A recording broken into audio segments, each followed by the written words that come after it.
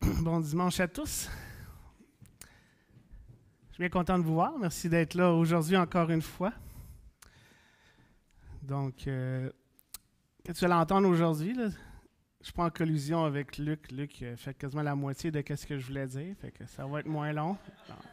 Non, non, j'exagère. Mais Luc est dans la même veine un peu de ce que j'ai dit, donc c'est pas une collusion, c'est pas parler. De toute façon, il a dit qu'il avait eu ça un matin. Merci de la précision. Fait que oui, c'est vrai qu'on est en réflexion beaucoup sur l'Église, parce que Sylvain il en parle beaucoup. Qu'est-ce qu'on veut après la pandémie?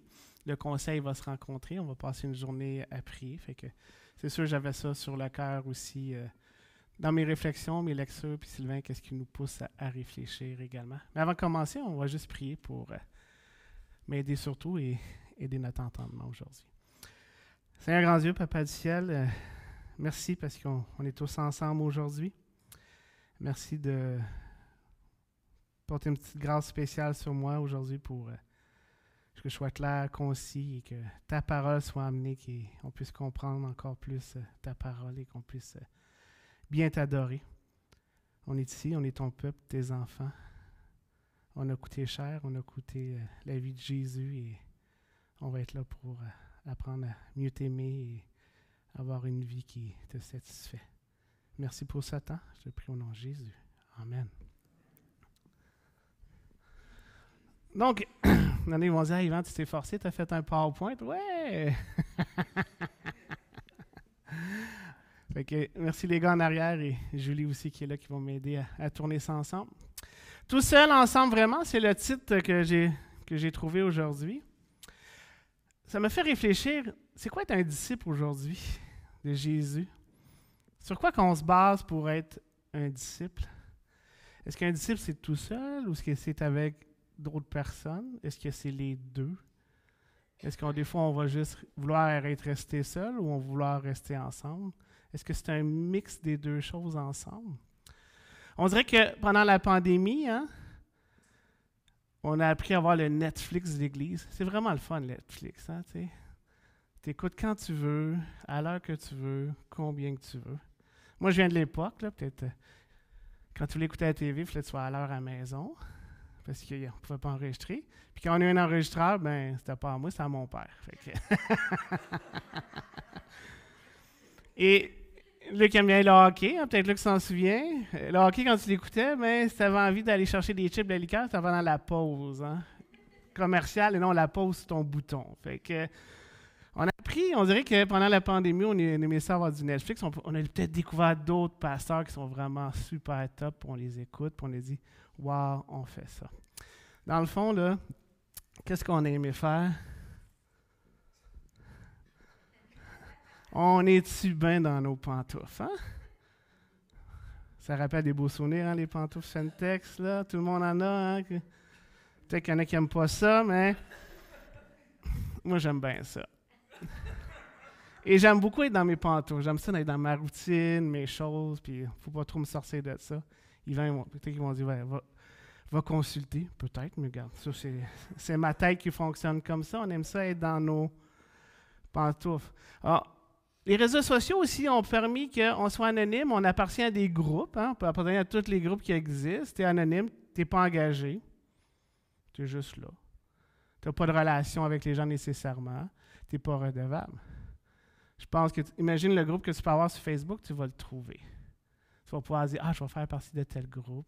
Ceux qui aiment planter des tournesols, ceux qui aiment récolter les tournesols. Il va y avoir quelqu'un, quelque part, qui va avoir un groupe. On dirait qu'on veut être tout seul, mais ensemble. On aime ça peut-être être undercover. Peut-être qu'on prend l'assemblée comme ça, de venir, regarde, je vais aller m'asseoir, puis je vais ressortir après. Peut-être qu'il y en a qui aiment ça aller dans les grosses assemblées. C'est facile de faire ça. Tu arrives, il y a plein de gens. Personne ne va te voir, personne ne va poser de questions. Puis si tu as le goût de faire ça, tu vas le faire. Petite confession, moi j'ai aimé ça, faire ça un bon bout. J'allais dans une grosse plage, je rentrais, personne ne me voyait, personne ne me connaissait. Je sortais de là, puis j'étais bien content. J'étais anonyme. J'assistais. J'étais tout seul, ensemble, avec les autres. Mais est-ce que Dieu nous appelle à ça? Est-ce que Dieu nous appelle à cette chose? Dans Luc 9, 23, vous avez vos Bibles, où on va voir le verset probablement à l'avant.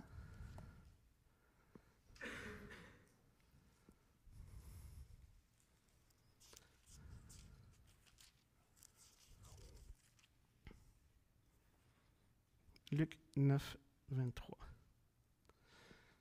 Puis il dit à tous, « Si quelqu'un veut être mon disciple, qu'il renonce à lui-même, qu'il se charge chaque jour de sa croix. » Ça, c'est un appel à sortir de nos pantoufles, hein, je pense. Parce que pour nous, la croix, ben, c'est peut-être un petit morceau de bois en arrière, on met ça dans le cou. Mais tu sais, pour eux, là, c'est un instrument de torture. Là. Quand tu étais exécuté, on te mettait la croix horizontale, puis tu marchais avec, puis tu la portais, puis on te montait, puis on te clouait là-dessus. Fait que Jésus nous appelle à, pour moi qui dit, mais à se renoncer à soi-même et que chaque jour, on se charge de notre croix. C'est quand même puissant là, comme message que Jésus nous dit, sortez de vos pantoufles, dans le fond, si vous voulez l'avoir plus simple que ça. Paul aussi, il va dans la même lignée, hein, dans Romains 12. Ça, vous ne l'avez pas en arrière, mais ce n'est pas grave. Romains 12, versets 1 à 2. Fait que Paul, si vous dites, ben, c'est juste Jésus qui a dit ça, mais Paul aussi, je pense qu'il est dans Romains 12, il va un peu plus loin en nous expliquant. Donc, je vous encourage donc, frères et sœurs, par les compassions de Dieu, à offrir votre corps comme un sacrifice vivant, saint, agréable à Dieu. Ce sera de votre part un culte raisonnable. Il dit de ne pas se conformer au monde actuel, d'être transformé.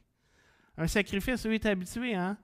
Il y avait des sacrifices de jour, des sacrifices de mois, de semaines, de fêtes. Ils savaient qu'ils devaient tuer un animal pour leur péché, fait qu'ils comprenaient c'était quoi être un sacrifice. Fait qu'ils demandent aux chrétiens de devenir un sacrifice ultime, un sacrifice pour Jésus. Mais on aime ça, être dans nos pantoufles, être à l'endroit où on est. Probablement, si je ferais un petit sondage, je vous demanderais de lever la main. Est-ce que vous êtes assis à la même place la semaine passée ou dans les autres semaines? Oui, levez la main. Hein? La plupart, on est pas mal dans le même coin ou dans le même coin. C'est bon. Il y a toujours un élève dans la classe qui va contre... C'est correct, c'est correct. Mais on aime ça être à la même place, s'asseoir au même endroit. On est confortable hein, là-dedans. Puis des fois, peut-être dans la tête, si quelqu'un s'assoirait à notre place, on dirait « Tu te fais à ma place. Hein? » Vous allez dire « Non, mais moi, quand je prenais l'autobus puis le métro, j'avais ma place à Montréal. Puis si quelqu'un était dans ma place le matin, j'étais là « Qu'est-ce que tu fais dans ma place? » Dans ma tête, mais non. Je n'étais pas content. Je sortais l'autobus, j'en prenais un autre. Non, pas à ce point-là. Mais non. Mais vous comprenez le principe des fois qu'on veut être confortable. Est-ce qu'on est confortable dans la façon de nos habitudes d'église? Je lisais un livre qui disait « Qu'est-ce qui vous resterait après s'il n'y aurait plus de bâtiment? » Enlevez le bâtiment ici. Qu'est-ce qui resterait de l'église? Enlevez l'école du dimanche. Enlevez les rencontres. Qu'est-ce qui vous resterait? Je pense que non, c'est le contraire. C'est qu'il resterait la base. C'est ça qu'on va regarder aussi. Peut-être tu vas te dire, moi, je vais aller ailleurs. Mais imaginez un jour que le gouvernement déciderait que c'est impossible de se réunir. Qu'est-ce qu'on ferait? Est-ce que le bâtiment est un avantage ou un désavantage? Est-ce que nos services, nos façons de faire sont un avantage ou un désavantage? Et celui qui écrivait le livre sur l'Église, il disait que chaque génération doit renouveler la façon de faire de l'Église. Puisqu'on est dans une nouvelle culture, on est dans un nouvel endroit, un nouvel environnement, des nouvelles personnes. On doit réfléchir à changer peut-être nos habitudes. C'est vraiment, l'Église, là, c'est merveilleux. On peut avoir une Église en Afrique, en Chine, en l'an 200 après Jésus, en l'an 500, en l'an 2000, en l'an 3000, si on est encore ici sur la terre, et l'Église va toujours fonctionner. Toujours. Essayez de trouver des règles précises pour le fonctionnement de l'Église, vous ne le trouverez pas. Il y a des principes généraux. Mais il n'a pas dit, il faut avoir l'école du dimanche, il faut chanter 5 chants. Hein? Si on en chante 4, c'est pas correct. Il faut les faire avant, pas après.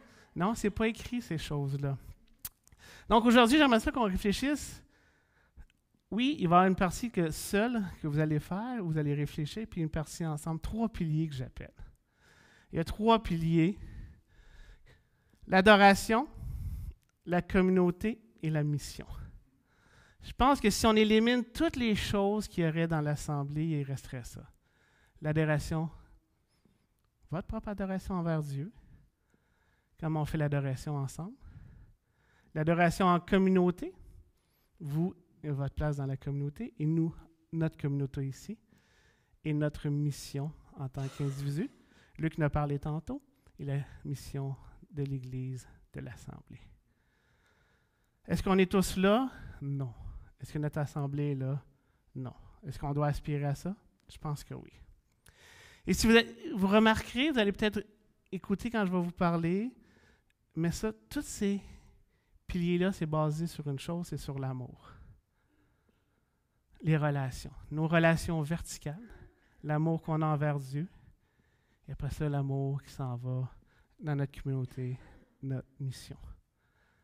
Yvan, les relations, pas encore ça, j'aime pas ça. Je sais, je vous comprends. Des fois, j'aimerais mieux tout seul dans mes pantoufles, moi aussi. Mais c'est basé là-dessus, c'est basé sur l'amour que Dieu a pour nous et qu'après nous, on a l'amour pour les communautés, les missions. C'est relationnel vers Dieu, vers dans l'autre sens. C'est drôle, ça fait une croix, hein? Au bout de la ligne, c'est ça. On va regarder ces 3 piliers-là aujourd'hui ensemble. Vous pouvez mettre la prochaine? Donc, ça c'est Saint-Liboire, une traque de chemin de fer ici en arrière. J'ai pris ça un matin que je marchais. Et dans ma vie, moi, j'avais compris ça à un moment donné, il y a toujours 2 volets. Et peut-être vous allez avoir des questions. Ouais, mais Yvan, je pense qu'il y a un côté, prenez le côté où vous voulez, il y a la volonté de Dieu, puis il y a la responsabilité individuelle de l'homme. Et on a toujours ce combat-là. Oui, mais c'est la volonté de Dieu. Il y a l'équipe des volontés de Dieu. Volonté de Dieu. Puis l'autre gang, mais non, c'est nous autres, il faut faire des choses. Les 2 sont là, je pense. Au bout de la ligne, qu'est-ce que ça fait? Ça se rejoint dans une chose. Il va toujours avoir les 2. Que vous allez dire aujourd'hui, ouais, mais ça, c'est plus la volonté de Dieu. Mais réfléchis peut-être à ta responsabilité aussi. Ouais, mais ça, c'est nous autres, il faut tout se faire. Ouais, mais il y a la volonté de Dieu. Les 2 vont être là. C'est toujours une tension. Un mix des 2. Les 2 vont toujours être là, un côté de l'autre, mais au bout de la ligne, les 2 vont être là. Fait quand vous allez penser, parce que je sais, vous réfléchissez des fois, puis vous dites, il fait, ouais, mais ça, c'est plus. OK, on va regarder ça. L'adoration. L'adoration, on peut la faire seule et ensemble. Mais l'adoration seule, comment ça se fait? Ils disent que les gens, aujourd'hui, les chrétiens, en guillemets, sont des illettrés bibliques qui ne connaissent pas leur Bible.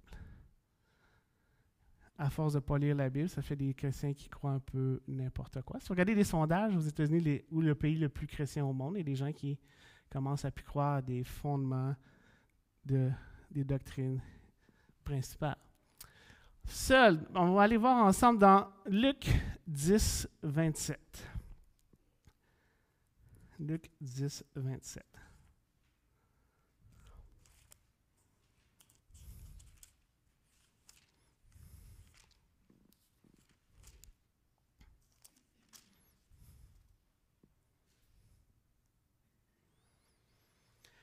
C'est la parabole du Samaritain.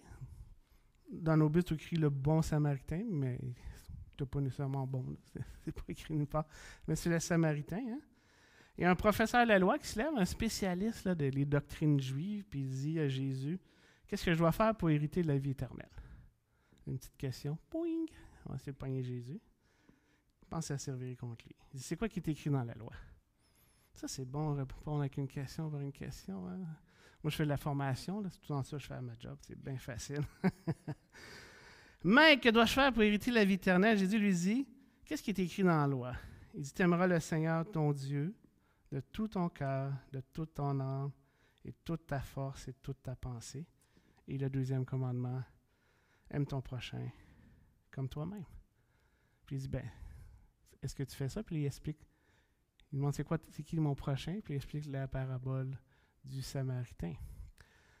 Donc, le premier fondement de l'adoration, en tant qu'individu, c'est d'aimer Dieu de toute notre âme, de toute notre force, de toute notre volonté. Comment on fait ça? Mais c'est pas super compliqué, je pense, c'est de lire sa parole, lire la Bible. Et plus que tu vas lire ta Bible, plus que tu vas comprendre Dieu, plus que tu vas aimer qu'est-ce qu'il fait. Et plus que tu vas pouvoir aimer Dieu. Quelle autre façon qu'on peut faire ça? Par la prière. Je sais qu'il y en a dans la salle, vous avez les mêmes combats que moi. Moi, lire, j'ai bien de la misère. Prier, c'est pas facile. Et je vous comprends. Parce qu'on connaît des gens là, qui vont lire la Bible d'un bout à l'autre en 6 mois, puis là, tout est là. Ça fait 2 lignes que je lis, puis j'ai de la misère. Puis... Regardez, lire la Bible, c'est pas vous dire, c'est un pain dans le fond. Vous ne mangez pas tout le pain d'une shot, là, vous pouvez y aller par tranches. Moi, des fois, quand j'ai la difficulté à lire ma Bible, je vais prendre peut-être un verset ou 2, je vais le lire. Puis là, si j'ai de la misère à prier, je regarde qu'est-ce qu'il y a dans le verset, puis je prie là-dessus par rapport à ma vie. C'est pas moi qui ai inventé ça. Martin Luther, celui qui a fait la Réformation, c'est ça qu'il faisait. Parce que je me fie à ceux qui ont eu des bonnes vies. Fait que c'est de lire la Bible. L'adoration, c'est ça. De prier aussi. Et si vous êtes capable de chanter aussi, ben rajoutez ça. Tout ça à la maison, c'est pas grave. Et le Saint-Esprit va faire des bonnes notes en haut, j'imagine. Ou bien si Sylvain il fait ça en haut, peut-être Carmen on va dire « Non! » On ne le sait pas. Et la méditation, ben prenez le verset que vous avez lu, puis prenez-le la semaine, puis méditez. Demandez à Dieu qu'est-ce que ça pourrait faire pour vous. Donc, au niveau de l'adoration, c'est ces choses-là que vous devez faire quand vous êtes seul. Si vous ne le faites pas, vous allez avoir des difficultés dans votre vie. Et c'est évident, moi, je ne l'ai pas fait dans une partie de ma vie, j'ai eu la misère. Et j'ai été débarqué de la traque, comme on pourrait dire. Ensemble, comment on fait ça? Dans Acte 2, 42, je vais m'enverrer, je vais le lire ici. Ils persévéraient dans l'enseignement des apôtres, dans la communion fraternelle, dans la fraction du pain et dans les prières. Donc, l'adoration se faisait ensemble. Dans l'enseignement des apôtres, donc, il n'y avait pas la Bible encore. Qu'est-ce qu'il y avait eu? Ils faisaient l'adoration comme ça. Ensemble, on verra plus tard. Dans la fraction du pain, donc, pas juste nécessairement manger le pain ensemble, mais faire la Sainte Seine et dans les prières. On doit le faire aussi ensemble. Dans le fond, ensemble, c'est quoi l'adoration? C'est on a une dévotion en Jésus en tant que Seigneur. Tous ensemble, notre dévotion en tant que communauté vers Jésus. Ou, comme Sylvain nous dit depuis plus qu'1 an, la suffisance de Jésus en tant qu'individu et assemblée. C'est ça, l'adoration. C'est que tu vois que Jésus est suffisant. Et si tu le vois dans ta vie personnelle, puis tu ne le dis pas aux autres, comment les autres vont être édifiés aussi. Donc, l'adoration, ça se fait seul, mais ça se fait ensemble. Quand on chante ici, quand on se voit les uns ensemble, quand on entend parler la parole et qu'on s'édifie. Dans les enseignements des apôtres, mais nous, on est chanceux, on a toute la Bible. Tu sais, Dieu nous demande de l'aimer de toute notre force. Abraham, là, il y a eu un test ultime. Il s'est fait dire, prends ton fils, va le sacrifier. Dieu voulait être sûr qu'Abraham l'aimait au point de sacrifier son fils. Le couteau est descendu, puis il a dit, arrête. Probablement qu'Abraham avait assez de fois posé, je vais avoir d'autres choses, mon fils va ressusciter, peu importe. Mais c'est ça, aimer de toute sa force, de toute sa volonté. C'est d'aller jusqu'au bout pour Abraham. Ça va pour le moment? Donc, l'adoration, on fait ça seul ou ensemble? Ensemble, on est une gang ensemble qui vont voir que Jésus est suffisant dans notre vie en tant qu'assemblée et en tant qu'individu. Dans notre communauté maintenant, deuxième pilier. Premier pilier, c'est l'adoration. C'est tout basé sur l'amour, bien sûr. C'est l'adoration quasiment plus verticale envers Dieu. On va aimer Dieu. On est ensemble. On aime Dieu. Le deuxième pilier, c'est notre communauté. Qu'est-ce que la communauté? Mais c'est nous qu'on est tous ensemble. Si on n'a pas le goût d'être ensemble, il faut prier Dieu pour qu'il trouve une façon qu'on ait le goût d'être ensemble. C'est ça la communauté, c'est d'être ensemble. C'est dans le fond, notre communauté ensemble, c'est qu'on est comme pas comme une famille, désolé, on est une famille. On n'est pas comme, on est une famille. On est les enfants de Dieu. Là, vous allez peut-être penser à votre famille. Dis-moi, non, dans ma famille biologique, il y en a que je n'ai pas envie de voir, puis c'est la même chose le dimanche. Oui, je sais. Je suis bien d'accord avec vous. Peut-être que je vous tape ses nerfs des fois. C'est bien normal, je suis encore humain, mais c'est ça, la famille. C'est d'avoir l'autre, le prix qui a été racheté. Est-ce qu'on a le goût? Peut-être pas nécessairement. Mais comment on fait dans notre communauté? Bien, dans votre communauté, vous avez une communauté externe aussi. Ça se peut où est-ce que vous habitez, peut-être une personne âgée, vous habitez dans une résidence. On doit être le sel et la lumière. Ils vont voir votre différence. Ils vont voir qu'à votre travail, tu es différent. Tu es à l'école, ils vont voir que tu es différent. Tu fais du bénévolat, ils vont voir que tu es différent. Donc, tu es dans ta communauté externe. Tu fais un sport avec d'autres gens, ils vont voir que tu es différent. Tu joues au hockey, mais toi, tu joues fer, jamais un mauvais mot. Ou tu joues à pétanque, puis tu es gentil, ça va bien. Parce que je sais qu'il y a des joueurs de pétanque dans la salle. Donc, tu es le sel et la lumière dans ta communauté. C'est ça le bout que tu peux faire seul, c'est quand tu es à l'extérieur.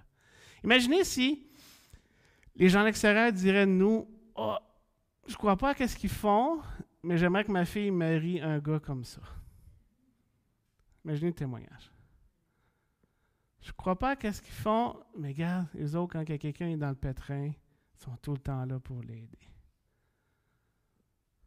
Ça serait beau, hein? Est-ce qu'on est rendu là? Peut-être pas. Pas encore. Ça s'en vient. Par la grâce de Dieu. Mais comment on fait ça ensemble? Vu qu'on est une famille, on est des témoins, on est là pour s'encourager. Donc, dans Luc 10, c'était la deuxième partie. Je vais me revirer, vu qu'ils sont écrits, ça va aller plus vite. Et aime ton prochain comme toi-même. Notre prochain, c'est les gens qui sont ici aussi. C'est dans notre assemblée. C'est pas seulement la personne qui est loin. Mais comment tu peux aimer ton prochain si je ne les connais pas? C'est pas juste de ramasser des gens sur le bord de la rue qui ont un accident, oui, mais dans notre communauté, comment on fait pour s'aimer les uns les autres si ce n'est pas notre prochain? Comment je fais pour connaître mon frère si je ne le connais pas, puis je n'y parle pas, je ne sais pas qu'est-ce qu'il fait? C'est combat. Et Jésus avait donné un troisième commandement. Hein, ça disait, c'est à ça que tous reconnaîtront que vous êtes mes disciples si vous avez l'amour les uns pour les autres. Notre trademark, notre façon d'être reconnu, c'est l'amour qu'on a les uns pour les autres. C'est même que Jésus nous dit que ça doit être. Les gens vont nous reconnaître parce qu'ils vont dire, wow, eux autres, ils s'aiment les uns les autres. Mais comment tu peux avoir ça, avoir ce témoignage-là si on n'est pas ensemble, si on n'essaie pas d'être ensemble? Donc, persévérer dans l'enseignement des apôtres et dans la communion fraternelle. Hein, la communion fraternelle, ça peut être plein de choses. Quand on fait des livres, on lit un livre le mercredi, on a fait ça. Moi, j'ai appris à connaître des gens, là. C'est super. Des gens, je ne savais pas, puis Alain était là, c'est vraiment le fun. Avec ses petites notes, il était super studieux, il nous amenait des choses. J'étais là, wow! Mais si je n'aurais pas été là, je n'aurais pas appris à apprendre à connaître Alain. Il m'a édifié. Vous voulez faire des groupes entre vous? Gênez-vous pas. Invitez-vous autour d'une table. Oh, mais je suis gêné, je ne connais pas les gens. Il y avait des gens que tu connais, que tu aimes, puis avec d'autres que tu aimes moins ou que tu connais moins. Puis mettez-les ensemble, ça va peut-être faire des amis. Il y a plein de choses. Et bien sûr, Luc va dire les groupes de prière. Hein? De se réunir, peut-être en présence éventuellement. Donc, c'est ça la communauté. Et quand on est en communauté, on fait quoi? On fait l'adoration aussi. C'est comme tout imbriqué ensemble, ce deuxième pilier-là. Premier pilier, l'adoration. Deuxième pilier, la communauté. Tu es à l'extérieur, sel et lumière, les gens vont te reconnaître. En tant que groupe, comment ils vont nous reconnaître? Par l'amour qu'on a les uns pour les autres. On n'est pas appelé à être dans des monastères, on est appelé à être à l'extérieur. Troisième pilier, la mission.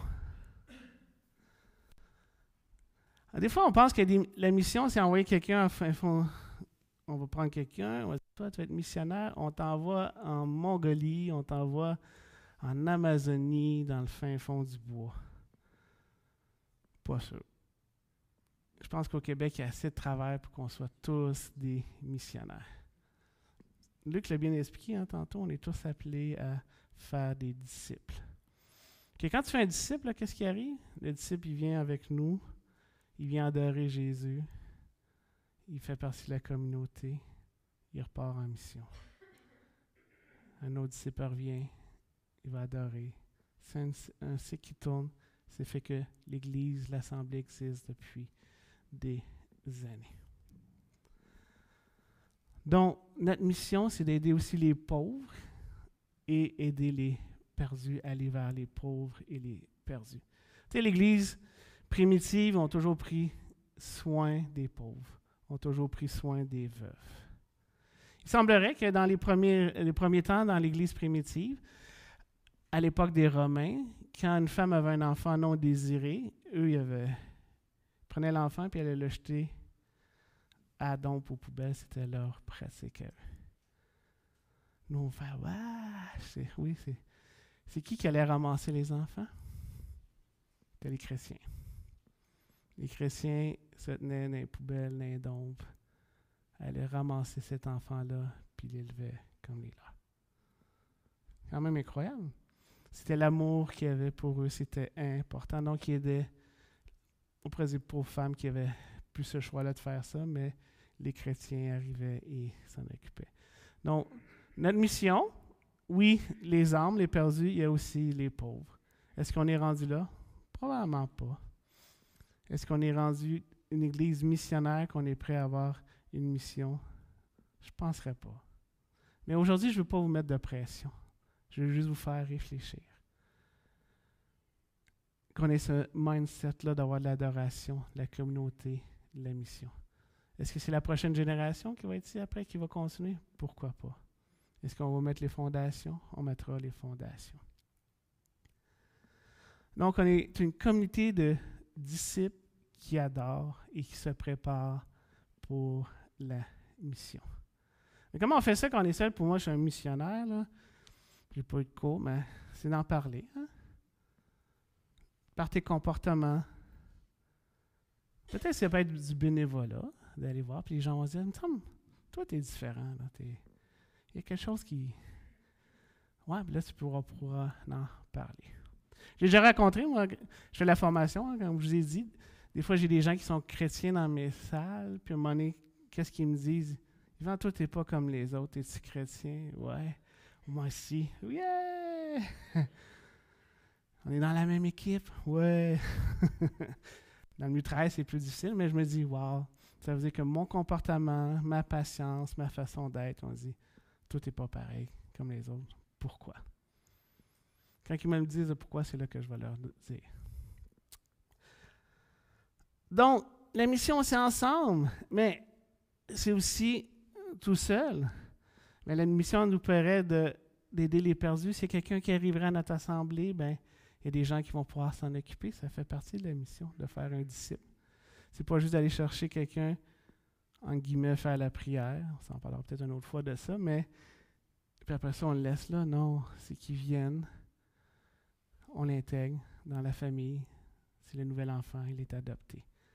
On est là pour grandir, on est là pour se protéger aussi. Je ne sais pas si vous connaissez Francis Chan, c'est un auteur, il a fait plusieurs livres. Et lui a une citation, là. Fait que je vais pouvoir la dire, c'est lui qui l'a dit. Il dit, l'Église, des fois, c'est un peu comme un tas de fumier. Parce que le fumier, hein, ceux qui font de l'agriculture, ça permet de faire grandir des fleurs, puis si tu n'as pas ça, ben ça ne fonctionne pas. Fait qu'il lui dit comme le fumier. Si le fumier il reste là, puis il ne s'étend pas, t'as pu. Le fumier doit être étendu. Fait qu'un peu la fonction de l'Église, si on reste toujours ici ensemble, on est prêt à faire grandir les autres, puis on ne s'étend pas. Selon Francis Chan, l'Église va puer. C'est lui qui l'a dit. Yeah! Mais vous comprenez le principe, là.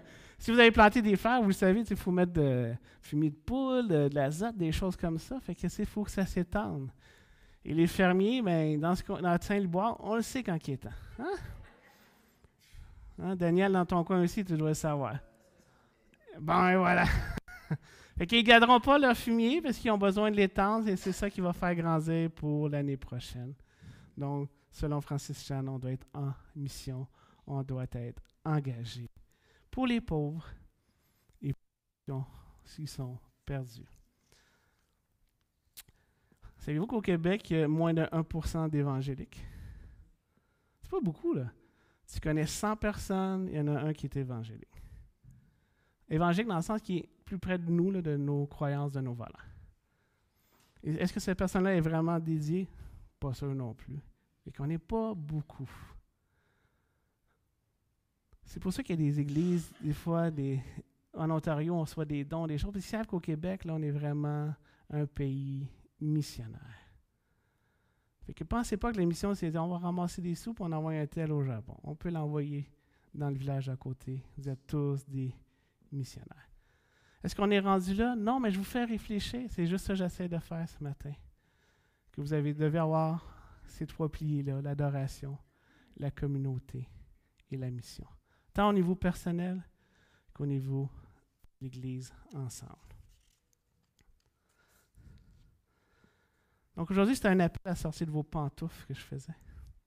Êtes-vous prêt à sortir de vos pantoufles? Mais je ne suis pas capable dans les 3. Ben, prends un des piliers dans ta vie personnelle, puis sors de tes pantoufles. Ça peut être n'importe laquelle. L'adoration. Peut-être commence par l'adoration personnelle, puis après ça, ça va influer sur les autres. On n'est pas tout seul ensemble. On est tous ensemble. Dieu va t'appeler, peut-être Dieu te parle aujourd'hui, mais encore une fois, ce n'est pas de la pression que je vous mets. Jésus n'a jamais forcé le monde. Des fois, il disait quasiment de s'en aller. Tu veux me suivre? Voici. Fait que Dieu ne vous force pas. Mais est-ce qu'aujourd'hui, tu es prête à sortir de tes pantoufles? Là, vous l'avez dit, Yvan, moi, je ne suis pas capable. Et je suis bien d'accord. Pour moi, c'est impossible de vous aimer comme je devrais vous aimer. C'est impossible, par moi-même. Oubliez ça. Et pour vous, ça va être impossible que vous m'aimiez. On est tous trop différents. On a des âges différents, des backgrounds différents, une génétique différente, puis mettez-en. Donc, c'est impossible. Mais comment qu'on fait? Je vais terminer avec une petite illustration. La seule façon que j'ai compris avec les années, là, c'est peut-être une chose à retenir, c'est peut-être ça. On va enlever les pantoufles.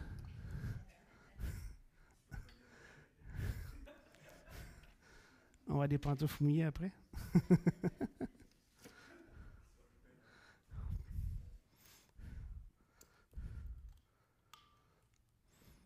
Ça, c'est vous.